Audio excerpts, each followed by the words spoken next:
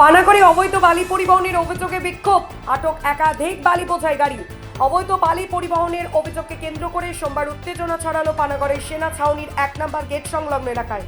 অভিযোগের ভিত্তিতে বিজেপি কর্মীরা 10টিরও বেশি বালি বোঝাই গাড়ি আটক করে বিক্ষোভ দেখান।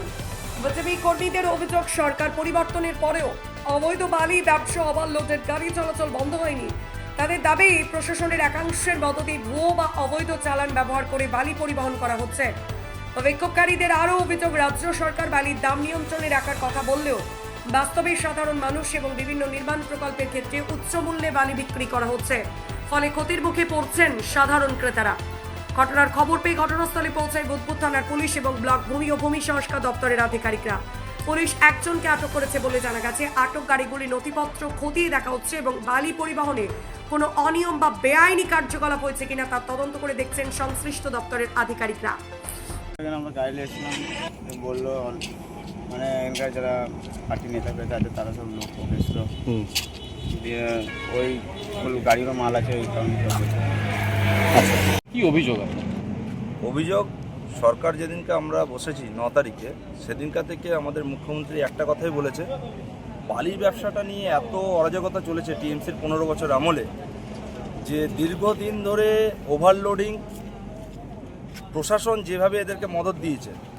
আজকে আমরা 54-55 দিনের সরকারে প্রথম দিন থেকে আমরা এই প্রশাসনের আন্ডারে আমরা অনেকবার অভিযোগ করেছি যে ওভারলোডিং বালি চলছে। কারণ আমরা প্রধানমন্ত্রী আবাস যোজনার যে ঘর সেগুলো আমরা করতে পারছি না, এত বালির দাম। আর সাধারণ পাবলিকরা একটা কথা, যে বিজেপি সরকার এসে এবারে হয়তো বালির দামটা কমবে, কিন্তু তার পরিবর্তে দেখা গেছে 6000 টাকা টলি বালি আমাদের কিনতে হচ্ছে। সাধারণ জনগণ আমাদেরকে প্রশ্ন করছে। তো আমাদের মুখ্যমন্ত্রী শুভেন্দু অধিকারী মহাশয় প্রথম দিনই একটা কথা বলেছে যে আমরা কথা কম কাজ বেশি করব, এবং শুরুর দিন থেকে আমরা কিন্তু প্রশাসনকে অ্যালার্ট করে গেছি যে আপনারা এটাকে আগের মতো চালাবেন না। কিন্তু দীর্ঘদিন ধরে দেখছি ওভারলোডিংকে 1200 টাকা দিয়ে এরা ওভারলোডিং পাসিং করছে। আপনাদের মাধ্যমে দৃষ্টি আকর্ষণ করতে চাইছি জনসাধারণের কাছে এবং প্রশাসনের কাছে, আপনারা কাল থেকে এই ধরনের ব্যবসা চালাবেন না। যদি হয় আমরা প্রতিনিয়ত এই আন্দোলনের সঙ্গে যুক্ত থাকব, যতক্ষণ না বালির ঘাটে নিয়ম মাফিক সঠিক ওয়েতে বালি ওভারলোড না হয়ে আন্ডারলোডে না চলা পর্যন্ত আমরা শান্ত হব না, এবং বালির দামও যেন ন্যায্য মূল্যে পায় জনসাধারণ। এগুলো ডিটেন করা হয়েছে, এগুলো আমরা চেক করছি শুরু করে, ঠিক আছে।